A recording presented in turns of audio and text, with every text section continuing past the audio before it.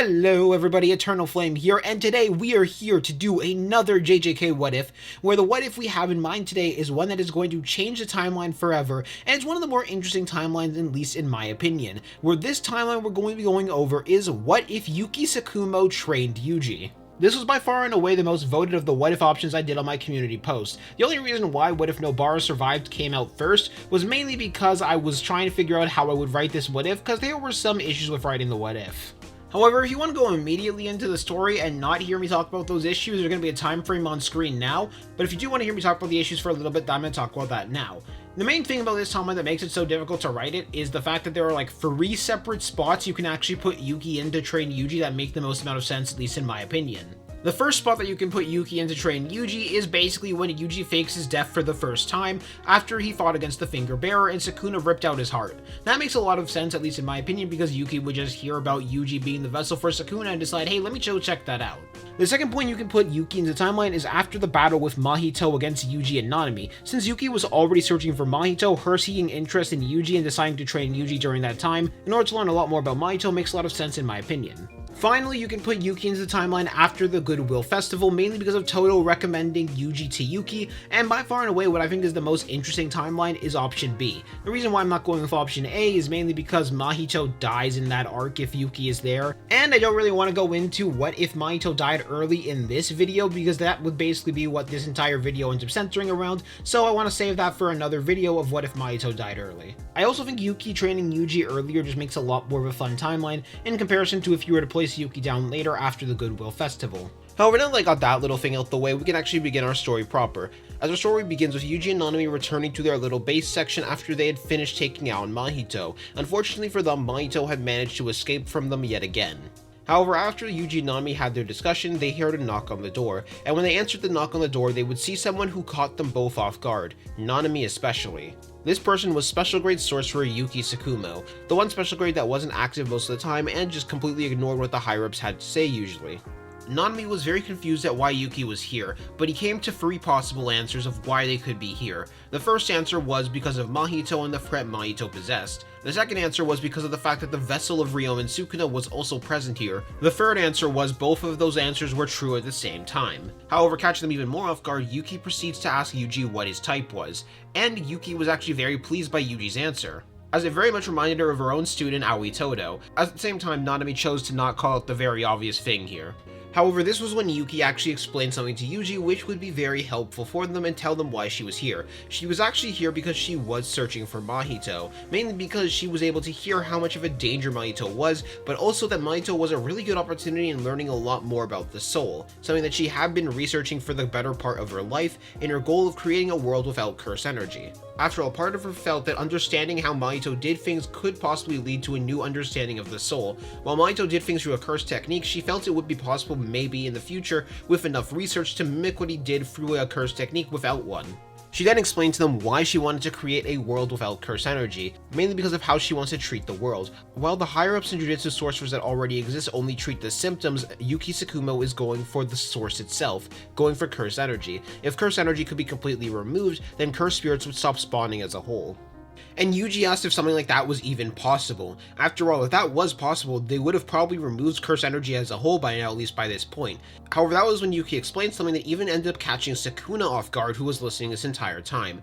There was a human born in the past, the first of its kind, that was born without any curse energy.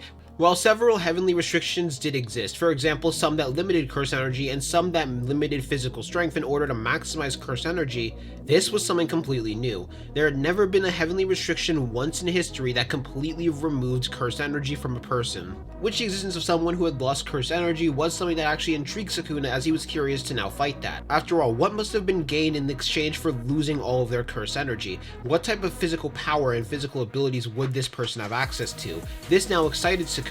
However, he ended up becoming disappointed when he heard that that person was already dead, and that he was eliminated when Gojo was in his 2nd year. However, Sukuna figured that if Gojo in his 2nd year was able to eliminate them, they wouldn't have been that much entertaining for him anyways. This though was when Yuki actually made an offer to Yuji, and it was a pretty simple offer. The offer was to train Yuji Itadori. After all, she could tell that Yuji was still struggling with his curse energy control, and she felt that if she were to train him, she could make Yuji into a different beast entirely. Considering how successful she was with Todo's training, she felt she could definitely do it with someone like Yuji.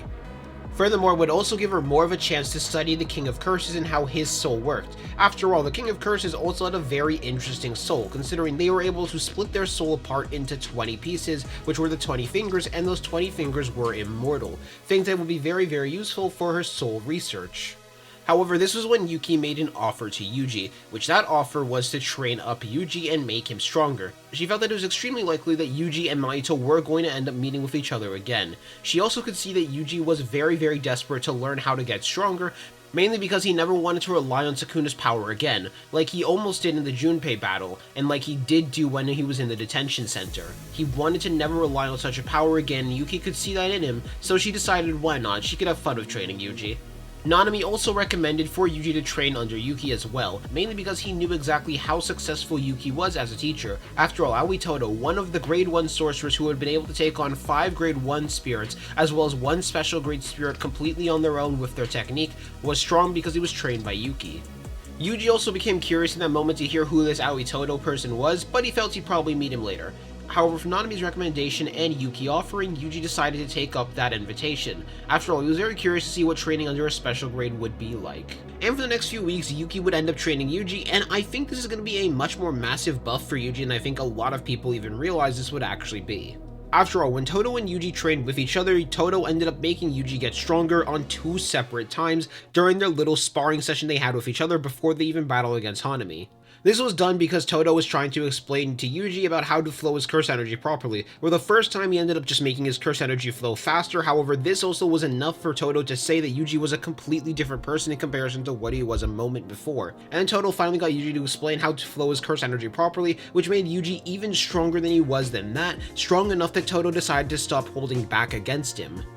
Basically, Yuki is going to figure out how to do that for Yuji as fast, if not even faster, because of her experience in terms of curse energy, and then she's going to have extra weeks to train him.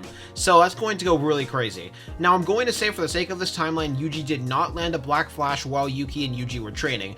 However, in spite of that, Yuji still ended up getting quite a bit of growth. I would say that this Yuji is about on par with what he was at the end of the Goodwill Festival, which is absolutely insane considering Yuji never landed a Black Flash so far. He also could be even stronger than that, but for the sake of this timeline and just making things easier, we're just going to say that Yuji is on par with what he was at the end of the Goodwill Festival, as Yuji in this timeline was early on exposed to the Soul Book. This would end up leading to several sparring sessions that happened between Yuji and Yuki, where Yuki is helping to guide Yuji in being able to target the soul on his own and better. While Yuji was already capable of targeting the soul, it was a subconscious targeting. Now Yuji is significantly better at it, as this Yuji in terms of targeting the soul should be probably on par with what he is in the Shinjuku Showdown arc, which is even more crazy. With this same Yuji also learning about concepts like the barrier in between the soul which could exist for vessels. This is also a discovery that Yuki ended up making herself because she would have this vessel to study, being Yuji himself, as Yuki wanted to learn what made a Sukuna vessel a Sukuna vessel. After all, she was aware of the fact that to become a Sukuna vessel it was a 1 in a million chance, but she always felt there was something more to that because she knew genetics weren't that simple. Furthermore, even before Yuji became a sorcerer, this man was inhuman in terms of physical strength, and that was also something Yuki knew about, the fact that Yuji had broken several world records before even getting an ounce of curse energy to awaken. So during Yuki's research while she was training with Yuji, she ended up discovering a couple things. She discovered that there was something deep sealed within Yuji, more than likely sealed within him even before he consumed Sukuna's finger, and it was what had caused Yuji to become so physically strong. After all, she could tell it wasn't heavenly restriction. However, the identity of what that was she wasn't too sure about yet, but she would have to discover that later, which was going to have to wait because the Goodwill Festival was coming. Which the Goodwill Festival ends up going very, very similar to canon, if not the exact same, mainly because the only real difference in the timeline is just going to be there is a stronger Yuji, which just means Yuji and Todo are going to immediately connect with each other and spar at full power for a little bit longer, rather than Yuji having to learn how to control his curse energy flow properly and better. This would lead to everything in Goodwill going nearly the exact same other than, well, Hanami, where Hanami would end up being much more heavily damaged in comparison to what they were before. And even if Yuji and Todo don't end up killing Hanami, despite the fact that we have a much stronger Yuji now fighting against Hanami, Gojo's Hollow Purple is more than likely going to finish off Hanami, which means no matter what, Hanami is dead. This also leads to the origin of the obedience arc going nearly the same as well. However, instead there's going to be one small difference. Yuji is going to be able to immediately tell that Eso and Kechizu are actual people and not curses. This was something that Yuji and Nobara weren't actually able to tell until after they were dead, mainly because they could see civilians could see them. However, with Yuji's level of soul awareness that he has access to, he'd be able to immediately tell, which is going to result in them capturing Eso and Kechizu rather than actually killing Eso and Kechizu. So this ends up resulting in the fight going in a very similar way. However, Yuji is holding back a little bit more just to make sure he doesn't accidentally kill them, and both Yuji and Nobara end up successfully capturing Eso and Kechizu while Megumi deals with a finger bearer and awakens his domain expansion. The capturing of Eso and Kechizu is kept secret from the higher-ups. The only people who actually know about it is Gojo himself, as well as Yuki, because they bring them to Yuki Tsukumo in order for Yuki to research a bit more about and find out more about them. At the same time, Choso leaves in order to find his brothers. He can sense that they're still alive, so he needs to make sure they're okay, because they should have returned by now. Had something happened to them, he was worried out of his mind right now. During the time that Eso and Kechizu were with Yuki, Yuki didn't actually ask them about who they were working for, or even trying to interrogate them about any of that.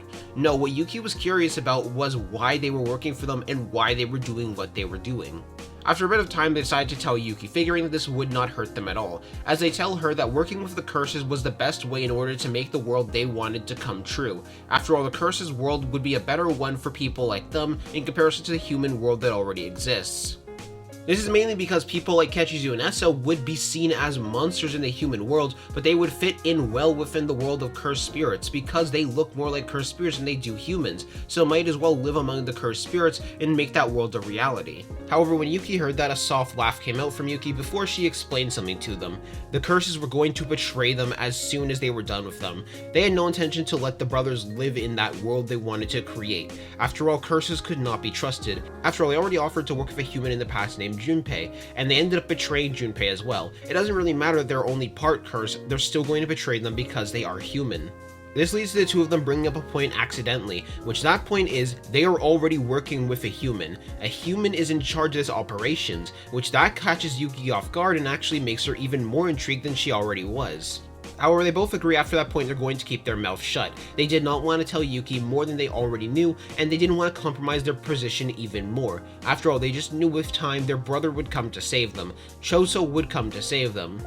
After all, the three brothers lived for each other, and if Choso believed that this was the way for them to get the ideal world they wanted, then they were going to follow in their brother's will. They were going to follow in their brother's idea in order to make sure they could get the world that was best for them. And Yuki, seeing that she wasn't going to get any more information from them, decided to change topics. After all, she had a couple more questions about their creation. In truth, she believed Narutoshi Kamo was actually a myth. She didn't fully believe that that man existed, but with the proof that Eso Kechizu's existence were here, there was a lot more she could unpack, as she was actually quite interested to see how this worked. Fortunately though, this was actually something they were a lot more chatty about, which was how their existence functioned and how it had been for them for over 100 years. This led to Yuki learning about the fact that they all had a connection for over 100 years. Even though they never talked, they had a psychic connection that allowed them to bond for over 100 years, where they could practice their own techniques of blood manipulation and bond with each other. That for that time, even though they were in stasis, they were able to bond. As this ended up confirming a hypothesis that she had, which that hypothesis was, it was possible for siblings to have a soul connection. That siblings were a lot more bound to each other than people thought. And you can begin to wonder why this phenomena could be the case, what made this phenomena end up happening, but that was for her to research later. The fact that that phenomena even happened to begin with was still an interesting thing, and a massive step in terms of the studies of the soul. However, this also led Yuki to another realization that she didn't say out loud, which was the fact that Choso more than likely could track his brothers down and was more than likely heading for their location. But that made Yuki even more intrigued. After all, if she could get Choso on their side, then she could get all three of them on their side, which was something that she did want, because all three of these people were quite interesting anomalies. That, and she wanted to give them a chance at being human, as it felt like that was something that they had lacked all their lives, and lacked even when they came back, because they were just treated as tools to use, not as actual humans. However, there was also something else that was quite interesting that she had learned from them as well, which was the fact that they were reincarnated into these bodies. These were not their original bodies, and that they were able to change the form of the soul into these bodies. And that was another piece of research to add to the soul, that when another soul gets added to the body, they are able to shapeshift that body into what it was originally. However, whether Mahito was responsible for this or them themselves was not actually too clear to her in the current moment, but what she did know was they were able to return to the current state of their original bodies, or at least what their original bodies would have been if they actually had grown up properly. During her free time, she also returned to the research on Yuji's soul as well, because she wanted to figure out why Yuji's soul was so powerful. What made Yuji's soul as strong as it was that it was strong enough to contain several Sukuna fingers, and what was sealed inside of him. However, during this time when Yuji was sent out to go on an errand, Yuji ended up battling against Choso, and Choso had knocked out and beaten Yuji. And because no one was present, eventually he did end up returning to Yuji and patching up his wounds, which led to the two of them heading back to Yuki's base in order to talk. And that is where we're going to end this part of the What If, which this is about to get real crazy. I'm really hyped for the next part. But I'm gonna see y'all later. Hope y'all have a good day. Peace out.